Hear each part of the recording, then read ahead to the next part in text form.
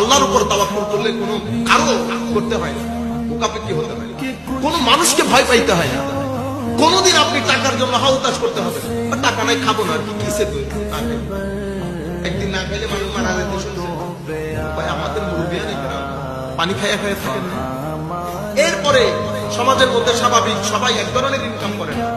আপনি যদি অমুকের এক্সাম্পল, আপনি যদি চান যে সবাই আপনি অন্য যারা ভালো আপনি মনে করতেছেন ওরাই ভালো চলতেছে, আপনি ওদের মতো হয়ে যাবেন, তাহলে আপনি এই পৃথিবীতে থাকতে পারবেন না।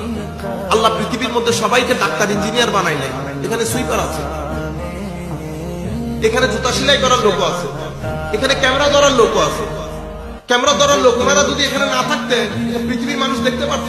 আপনারা জিনিসটা হয়তো গুরুত্ব বুঝতেছেন, আমরা যারা বাইরে থাকি আমরা গুরুত্ব বুঝি। মানুষ অফিস থেকে আসার সময় খুঁজতে খুঁজতে পাগল হয়ে যায়, এই প্রোগ্রাম কোথাও পাওয়া যাচ্ছে কিনা।